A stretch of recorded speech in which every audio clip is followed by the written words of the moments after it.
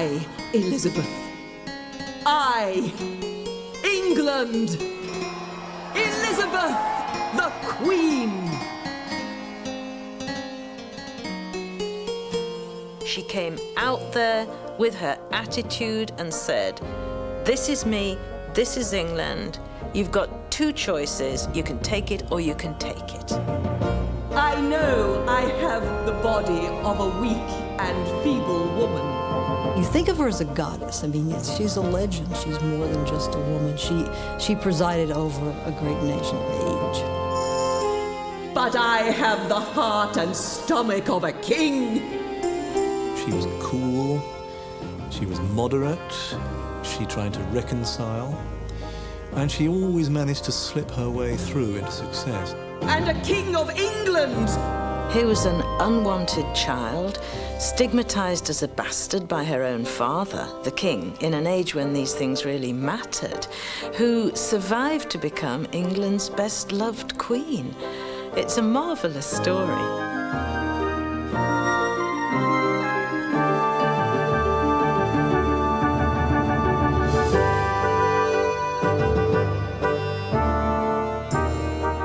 Elizabeth I came to the throne in 1559 when she was 25 years old. She ruled England for 44 years, one of the longest reigns in the country's history. Elizabeth I embraced the conflict of being both a monarch and a woman.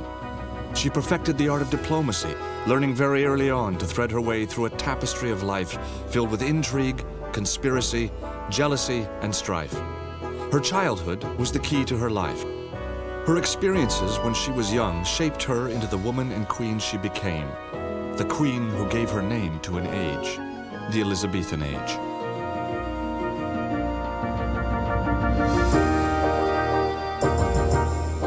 Elizabeth was the daughter of King Henry VIII and his second wife, Anne Boleyn. When he first met Anne, Henry was already married to Catherine of Aragon and had been for the previous 18 years. But Catherine had failed to produce a son and heir, and Henry began to believe that his marriage was cursed by God and that Anne would solve all his problems. Henry and Anne were secretly married when she was nearly 6 months pregnant. Despite all the assurances from the astrologers and the prayers by the clergy, their longed-for son was a girl, christened Elizabeth after Henry's mother. When Elizabeth was 3 months old, she was given her own household, and on a cold mid-December afternoon, she was carried out and taken in procession to the Palace of Hatfield House in Hertfordshire, which was to be her principal residence from then until her accession to the throne. Elizabeth was given a full complement of staff to attend her every need, but under instruction from Anne Boleyn, Mary, her half-sister, was also sent to Hatfield to work as one of Princess Elizabeth's ladies-in-waiting. Mary was humiliated, but she did as she was told. The battle between Anne Boleyn and Catherine of Aragon was continued in the next generation of their daughters. Certainly, Mary felt that way toward Elizabeth. It would have been impossible for her not to. Mary was very unhappy and obstinate. There was tension and jealousy between the two sisters. Mary refused to take second place even in travel arrangements. But on the whole, day-to-day life in the household was calm and carefully controlled. All major decisions concerning Elizabeth's welfare were referred to the king: when she should be weaned, what she ate, and how she dressed. Her mother, Anne Boleyn, chose all Elizabeth's clothes, ordering dresses of white damask and green and yellow satin. Over her dresses, she wore velvet coats of black, russet, and orange, and on her head went caps in regal purple satin trimmed with gold. Detail was extremely important, for it was an indication of status. To make matters worse between Elizabeth and Mary, in 1534 a law was passed, declaring that Henry's only lawful heirs were his offspring by Anne. He was undoubtedly thinking of the future sons he would have. But it was not to be, and before long, Elizabeth's life changed dramatically. Anne Boleyn miscarried a boy. For Henry, it was the last straw. Anne knew that she would not be given another chance. Her days as his wife were numbered. A plot was hatched to dispose of her.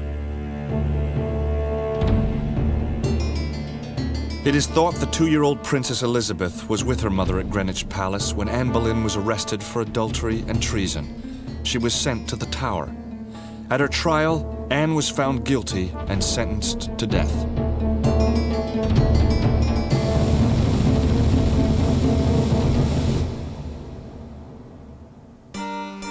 With her mother executed and the marriage dissolved, Elizabeth was declared a bastard like her sister.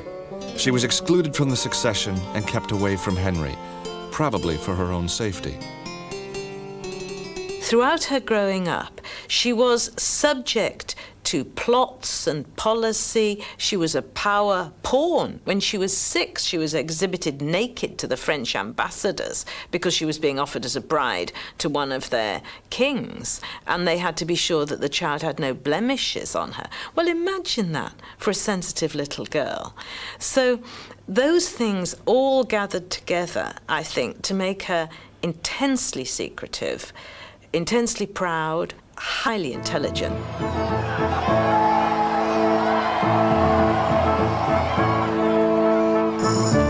Within 2 weeks of Anne's death, Henry married Jane Seymour. She occasionally brought Henry's 2 daughters back to court. As they were now both the king's bastards, the rivalry between Mary and her younger sister subsided. Mary became much nicer to Elizabeth. And at last, the following year in 1537, Jane gave birth to Edward, the long-awaited prince. But Jane died within days of his birth. Elizabeth's childhood up until that point had been a mass of crises and insecurity. At last, in 1543, with Henry's marriage to his 6th wife, Catherine Parr, the royal children were brought to court for much of the year, and Elizabeth, now 10 years old, could feel she had a more settled home, as well as a stepmother who took a real interest in her. She received an astounding education for a woman for her time, and she was taught the classics and theology and all the studies that all the things her brother Edward was taught, and she became a very erudite and learned young lady. In fact, formidably so. And at one stage she overtook her tutor, and he said, "I teach her words, she teaches me things." Elizabeth was a precocious child. The king's secretary described her as being as grave as a woman of 40. Even at 8 years old, she knew how to behave in processions and at state ceremonies. She would sew beautiful shirts for her brother and embroider book covers for her stepmother and her father. We don't know how these episodes in King Henry's matrimonial adventures were explained to Elizabeth, but their effect on her was profound. However, her adoration of her father remained constant. Elizabeth was fascinated by his power and wealth. The man who could dethrone the Pope, dissolve the monasteries, change his wife or chief minister at a whim, compose music, and build beautiful palaces. For her, he was no ordinary father. You never hear her say anything about her mother. It's almost as if she came directly from Henry, like she was partly cloned by him. And she would say, "I'm my father's daughter, I'm a lion's cub." By 1547, Henry was aging rapidly, and in reality he was very different from the idealized, magnificent, benevolent monarch of his daughter's imagination. Grossly overweight, uncertain of temper, and suffering from life-threatening blood clots in his bad leg, he eventually died. So she grew up despised, and yet at the same time a center for plots, because everybody thought, well, she's only a wretched girl, but she may be useful as a marriage pawn. And of course some of the smarter ones thought, and if we don't have another prince, she may actually become queen. So the clever ones hedged their bets. So from childhood, she knew what it was to be dealing with two-faced people. In 1547, Henry was dead, and the heir to the throne was Elizabeth's 10-year-old brother Edward. Edward was far too young to rule, and his father had left instructions appointing a council of regency. Elizabeth was now 14. She had lost the father she so much admired. She was an orphan, completely alone in the world, and her future was more uncertain than ever before.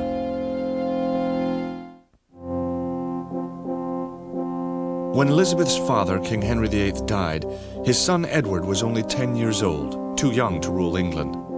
Although Henry hadn't made a will, he knew that a regency would have to be formed to run the country until Edward came of age.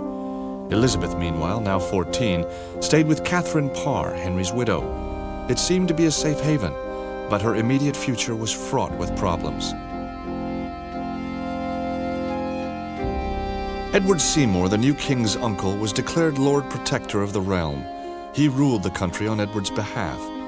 The Tudors were always jockeying for position, particularly for positions of power, and life was riddled with potential disaster. To ensure that he was surrounded by supporters, Edward Seymour appointed his own brother Thomas to an important role at court. Thomas Seymour was the one-time love of Catherine Parr. He was a rather dashing figure, and he had a lot of charm for women.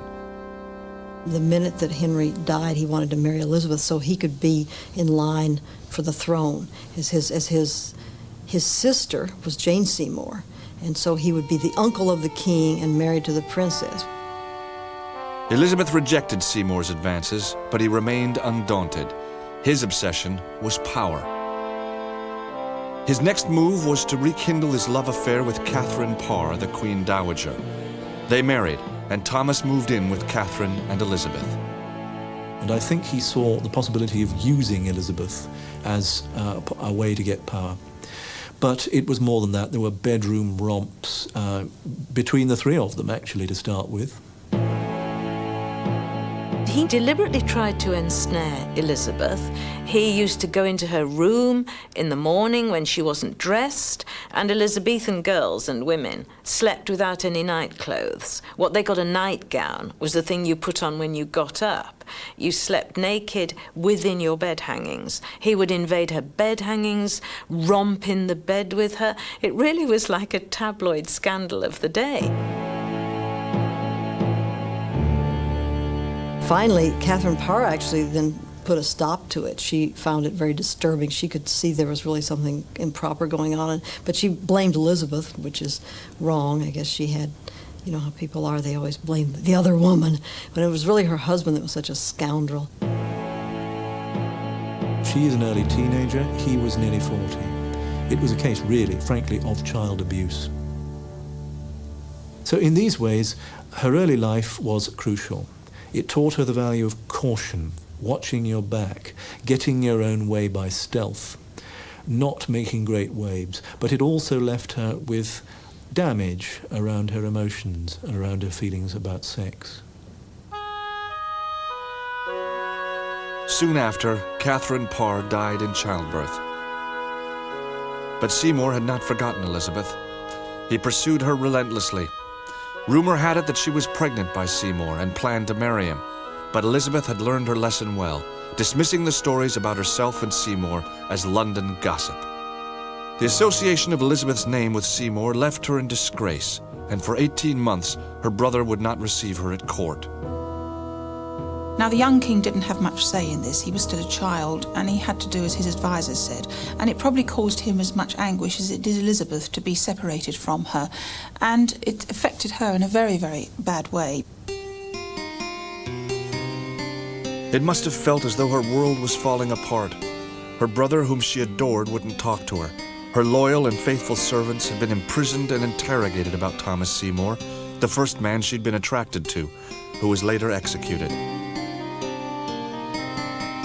It must have seemed to her that she had begun to retrace the strange steps of the courtly dance of love and death, of romance and tragedy, in which her own mother had stumbled and fallen. It was a powerful, highly erotic game that she was to learn to play with perfection throughout her entire life. Eventually, the Seymour scandal faded, and she was once again graciously received by her brother.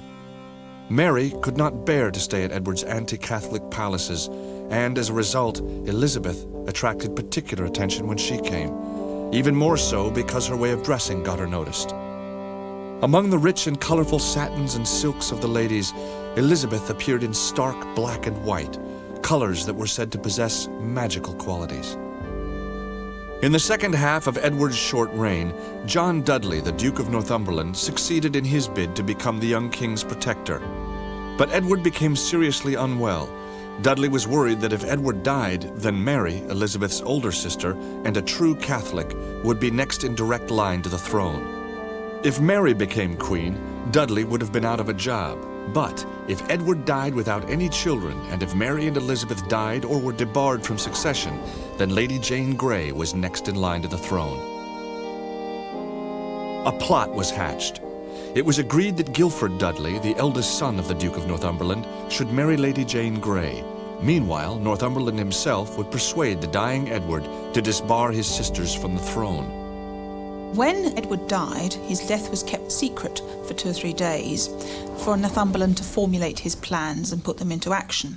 Lady Jane Grey was brought very unwillingly to the Tower of London and proclaimed Queen, and Mary's supporters rallied to her in Norfolk. And there was a big struggle for the throne over the next 9 days, from which Mary emerged victorious and entered London to the most resounding ovation that had been seen in living memory and probably in centuries before that. Lady Jane Grey, the Duke of Northumberland, and his son were executed, and Mary became queen. Elizabeth now realized that if she played her cards right, she might also succeed to the throne. Elizabeth, at this point, must have just got her eye on the ball and thought, walk carefully, watch your step, do as little as possible, and it will come to you. And throughout her life, that was her policy: masterly inactivity, watch and wait. Elizabeth was a formidable young lady, sharp-tongued and somewhat superior. By 1550, she was running her own household, keeping an eye on every item of expenditure. Her tailor supplied her clothes, wine was brought from France, and once she ordered a new walnut table. But for the most part, she lived a frugal life. Brooms to clean her chamber, a new Bible or lute strings. Most of her food came from her own estates, and the kitchens were kept well supplied with meat, game, and poultry, as well as eggs, barley, and wheat. Her standard diet was supplemented by gifts from well-wishers, a baby swan, some sturgeon, or a few partridges. The local people knew her well, for she loved to be out in the open air, walking, riding, and hunting on her lands. She would pace impatiently along the gallery when bad weather kept her in, and if she was not reading, she would be sewing, playing the harpsichord, or dancing. Elizabeth's experiences in her brother's reign had taught her the importance of being on her guard. In the next 5 years, she was to need all her inborn cunning to save herself from Mary's wrath and from the wiles of her well-wishers, who were to weave plots around her. For she now knew that she was next in line to the throne after Mary, and that was a very dangerous place to be. At first, people were thrilled with Mary as their new queen, but as her policy to return England to a Catholic country unfolded, their initial enthusiasm quickly evaporated. Moreover, as Mary announced her intention to marry Philip of Spain, Elizabeth's popularity got an enormous boost. Philip was the ruler not only of Spain, but also of Milan, the Netherlands, and the New World. His marriage to Mary constituted a threat to England, swallowing her identity and traditional liberties into Philip's huge empire. It seemed that once he had acquired the crown by marriage, Philip would desert England and exploit her resources for his own purposes.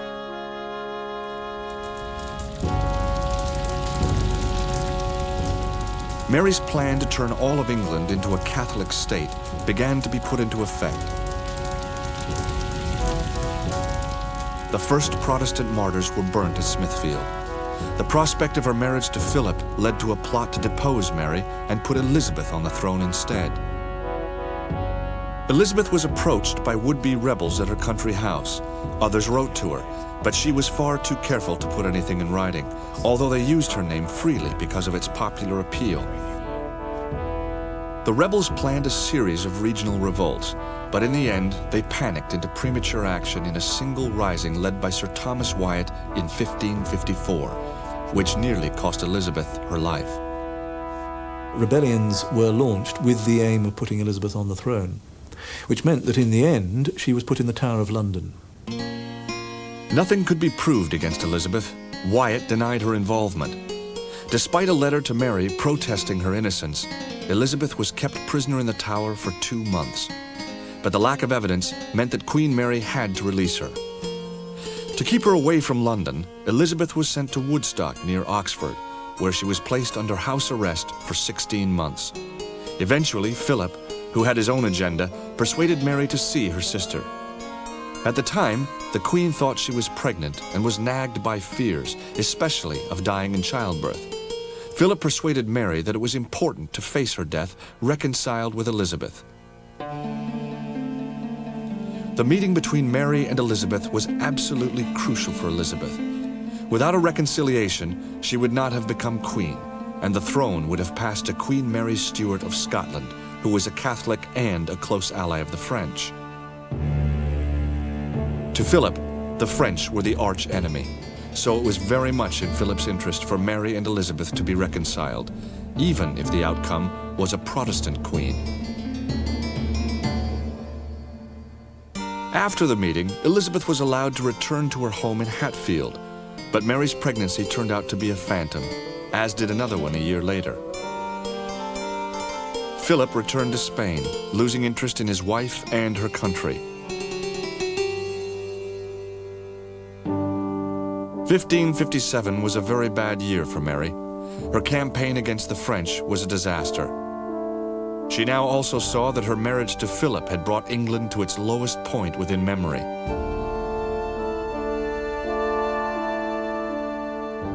Deserted by her husband, cruelly aware that she was barren, she also suffered increasingly from dropsy. It must have become plain to her that her younger sister was winning. Eventually, Mary sent word that she would allow Elizabeth to succeed to the throne, providing she maintained the Roman Catholic faith as it was and paid all Mary's debts. Elizabeth readily agreed.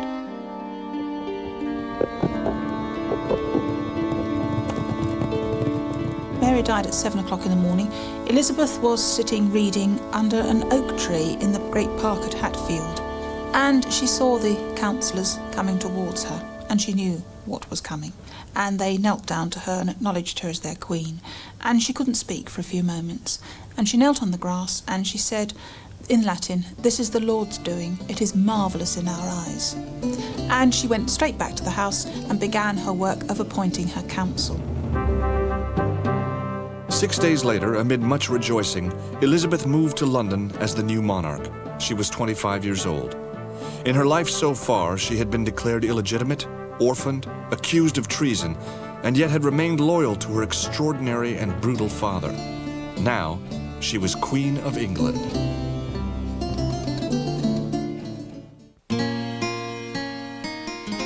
Elizabeth was just 25 years of age, tall, with auburn hair giving her face a striking appearance. She was not at all afraid of the responsibility that was now hers after years of waiting, and in 1558, she was proclaimed Queen of England. She was suddenly the center of events, wielding supreme power, flattered, fawned upon, sought out by all those who wished favors. She was enjoying herself after all those years in danger and isolation. She liked to rise early, and unless the weather was bad, she set off at once for a brisk walk. When she returned, she would deal with her paperwork. If there is a burning ambition in Elizabeth in her formative years, it is to be queen. She has no ambition to do anything. She simply has an ambition to be queen, to be that which she believes is rightfully hers. And once she's on the throne, it's clear that she really doesn't have any sense of purpose beyond survival and dying as queen. And she'll do anything to achieve that. With her ministers, Elizabeth was autocratic, brooking no familiarity or impertinence, and she was unpredictable.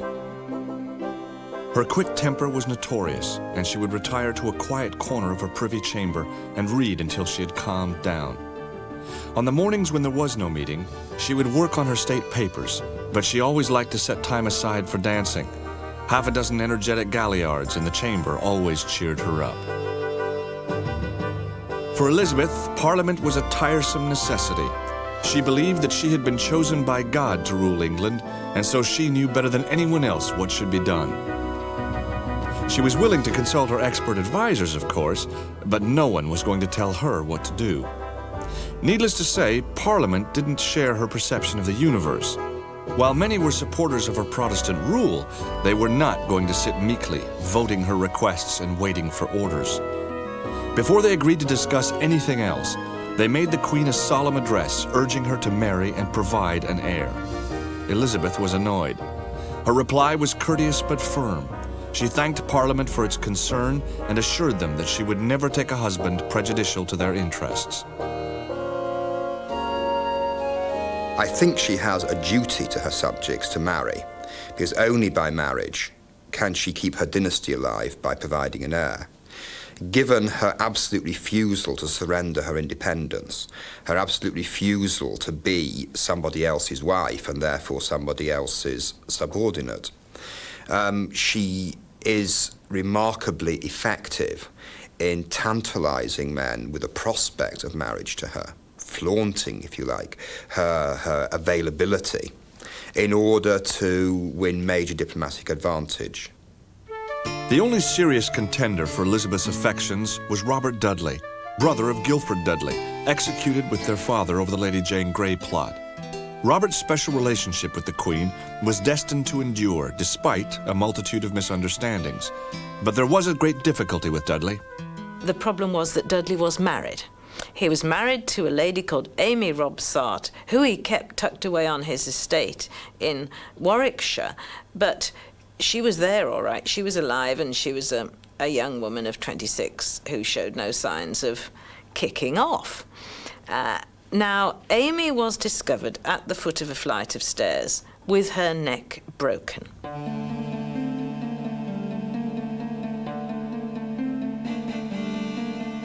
Dudley was with the Queen at Windsor when the news of Amy's death arrived.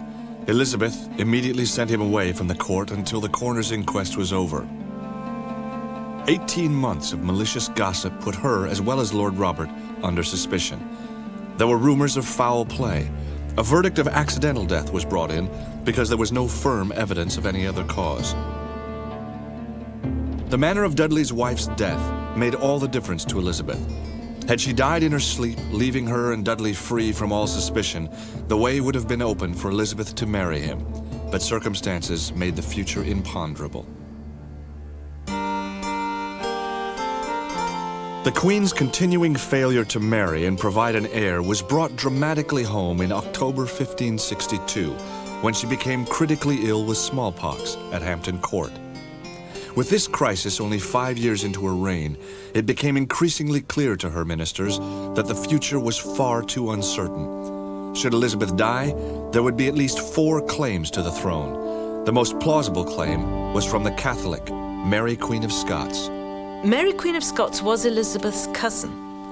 On the other side of the family, the Catholic side, she was debarred from succeeding, but what that meant was that as a Catholic, she was always the focus of any plots to unseat Elizabeth and bring the throne back to the old faith. So Mary called herself Queen of England. You either feel that she was a very romantic figure wrongly used by this cruel Queen Elizabeth, or you feel that she was a fatally misguided woman who at every single point of her life took the wrong decision. In 1568, Mary fled to England for refuge from her own rebellious Protestant subjects, casting herself upon Elizabeth's mercy. Elizabeth immediately placed Mary in custody while a commission examined her guilt in regard to her ex-husband, Henry Darnley's murder. Mary was Elizabeth's prisoner for 19 years. Throughout the entire period, English Catholics plotted to free her and place her on the throne of England. But it was the conspiracy led by Sir Anthony Babington that was to cost Mary her life. Mary was embroiling herself in all these disastrous romantic relations, still trying to make herself Queen of England, constantly involved in plots against Elizabeth. Elizabeth's advisors were saying to her, "Look, madam, there is only one way for this woman, I'm afraid. She's courting her own death. She's asking for it in modern parlance." And Elizabeth couldn't bring herself to do it, couldn't bring herself to sign the warrant. She is endlessly trying to avoid making decisions that limit her freedom, that lock her into patterns, for example, into a war in which she has an enemy who will not make peace until they're ready to make peace, or to execute a cousin after which there isn't a cousin to make decisions about. So I think Elizabeth really is crippled psychologically into a position where she is one of the least decisive of English monarchs.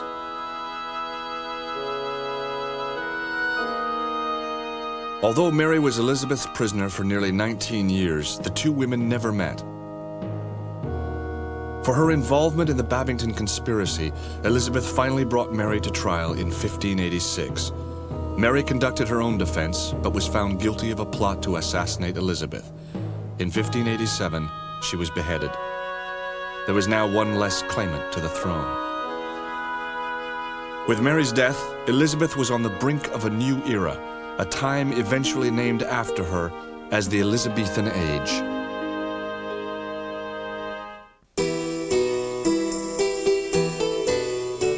During the 1570s, Elizabeth's reign continued to be dominated by the questions of her marriage and the succession, religion, and the continuing tensions with France and Spain.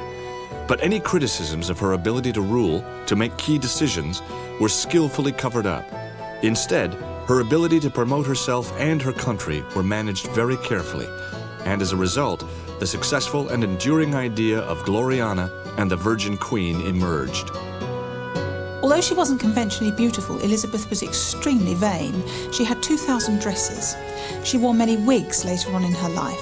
She loved wearing loads of jewellery, and she adored flattery in any shape or form. But she was very sensitive about her portrait being painted because she didn't want to appear to be ageing in any way. And she was 25 when she came to the throne, and that wasn't in those days considered particularly young.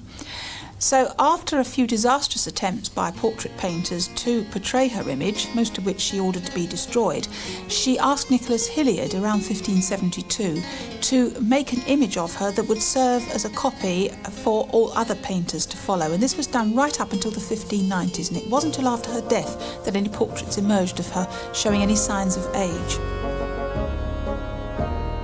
The cult of Gloriana stems from Elizabeth's ability to cultivate and maintain support from all sections of English society. In a deliberate and skillful move, she replaced the holy days and festivals associated with the Catholic doctrine with new festivals marking her accession to the throne and celebrating the idea of the Virgin Queen. 1578, a royal progress to Norwich. That's when this imagery of the Virgin Queen first appears. Yet, what does Elizabeth do with it? She turns it into her own. She uses this imagery in her later years and makes that great image of Gloriana, the Virgin Monarch, the thing which people remember about her, as her central idea. So you see what's happened. She's taken something which other people have tried to push on her and turned it to her own advantage. That's the sort of flexibility which was the secret of Elizabeth's genius. Elizabeth had met and been attracted to the much younger Henry, Duke of Anjou of France. In spite of an age difference of more than 20 years, marriage was seriously considered. It would cement an alliance against Spain and perhaps provide an heir. But Robert Dudley, still Queen Elizabeth's great favourite, was against the idea. Although at first it was seen as another piece of emotional play acting, it had, by 1579, become more serious. Her leading politicians said to Elizabeth, "You cannot marry Anjou. He's a Catholic, and that is simply now impossible. We can't allow this to happen." And there was actually a scene in the Privy Council when Elizabeth broke down in tears. And I think she saw this as her last chance. By 1579-80, she was in her mid-40s. She would never have another chance of children. And this hit her at a personal level. So there was to be no marriage alliance with France. She now realized that something really did have to be done about Spain. England had been at peace for 30 years. Commerce had revived and English ships were boldly traveling across the seas to the West Indies. But there, they came into conflict with Spain and Portugal, which owned and ruled the whole New World and claimed a monopoly of trade.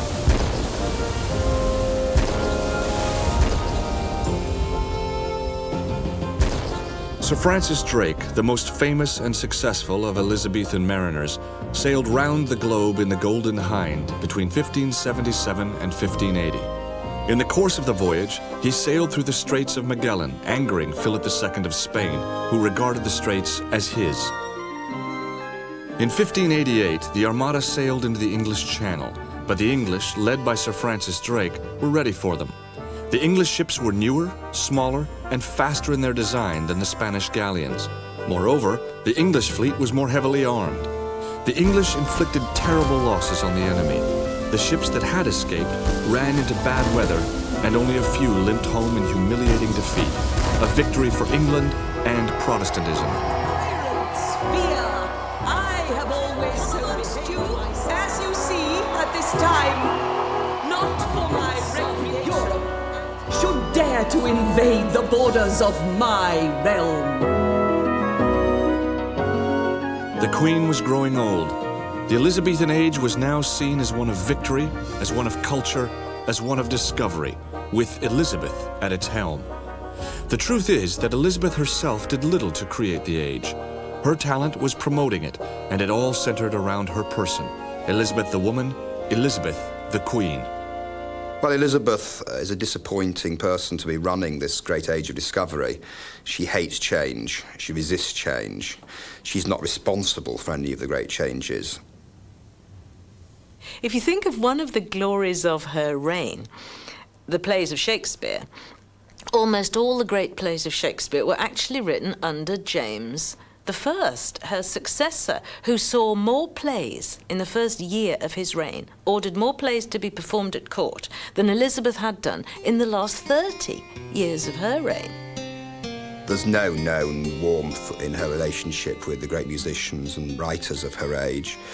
She's much closer to the penmen, to the bureaucrats and the people who actually manage her finances.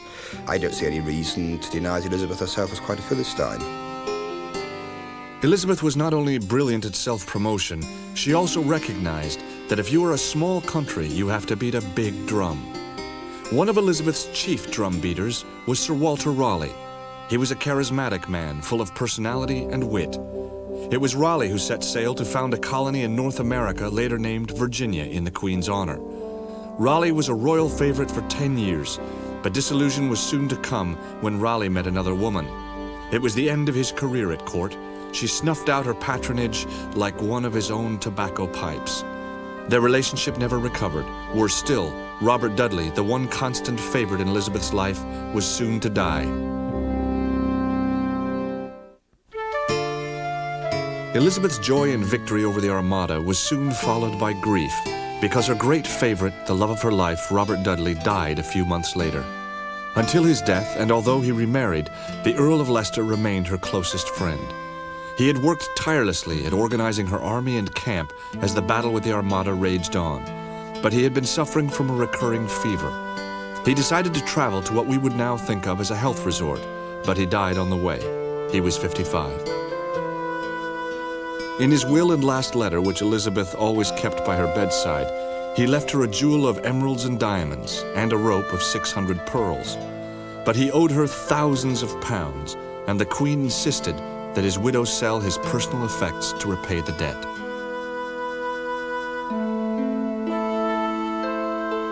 Until she was 60 and more, Queen Elizabeth retained her youthful figure and her immense reserves of energy. By careful camouflage, she concealed the onset of old age. Even her younger courtiers, the rising generation, could without great effort join as their fathers and their uncles had joined before them in the great love game with the Queen. Only one man was bold enough to try to go beyond the game, and that was Robert Devereux, the Earl of Essex, the stepson of Robert Dudley. Elizabeth really started to notice him in 1586. He had grown into a tall, handsome, graceful young man. One of the problems of that for many people is the fact that when they met, she was 53 and he was 19. And people disapprove of relationships where the woman is much older than the man. And when she's that much older, they can't understand it at all. For Elizabeth, Essex was everything that a young man ought to be. Good-looking, charming, and a charismatic leader. But he was also extremely willful, arrogant, and petulant. He would borrow money from Elizabeth and even lost his temper with her more than once. She repeatedly forgave him, even when on one occasion her advisors had to intervene to stop him assaulting her. She really must have loved him so much. And it was only when, like a really evil child, he was driven in some kind of madness to raise a rebellion against her, that she had to act against him. Because as she said to him, whatever you do against me as a person, as a woman, as an individual, I can forgive. Whatever you do against England merits instant death. Essex was tried for treason and condemned to death. Elizabeth signed the order for his execution, and on the day it was carried out, she sat in her darkened chamber and wept.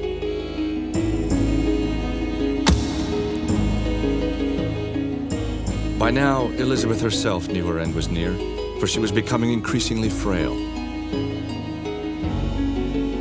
She suddenly was unwell, and talk of rebellion had made her depressed. And then, to relieve a painful swelling, her coronation ring had to be sawn from her finger. A few weeks later, she announced that she did not want to live any longer. Perhaps typically, it wasn't until the very last minute, until she was well beyond speech, that she signified that James VI of Scotland should succeed her.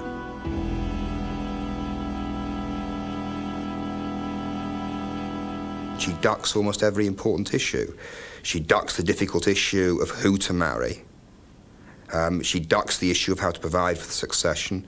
She ducks the issue of how to allow the religious settlement to evolve. She ducks the issue of how far England should be involved in the great continental struggle that's going on. She ducks every important issue, and she outlives them. Elizabeth was 69 when she died in Richmond.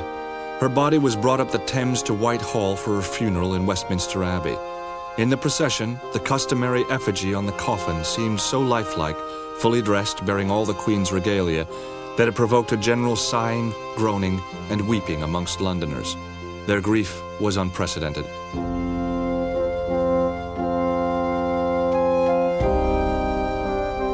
The Archbishop of Canterbury conducted the funeral service.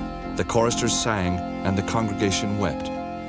For 44 years, Elizabeth had ruled England, infuriating the people with her willfulness, mystifying them with her constant changes of mind, and frustrating them with her indecision.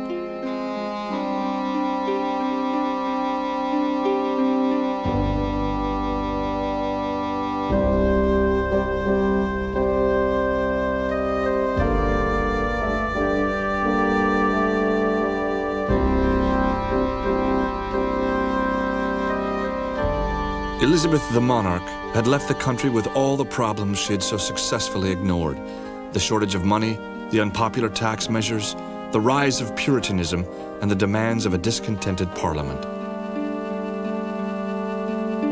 James VI of Scotland, the son of her old enemy, Mary Queen of Scots, was already on his way to London.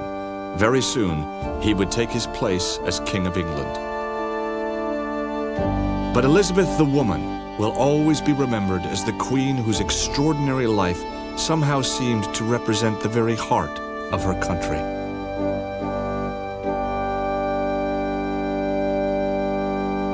She had everything that women want. She lived her life to the full. She knew the love of good men and a good country, and she died at peace in her own bed.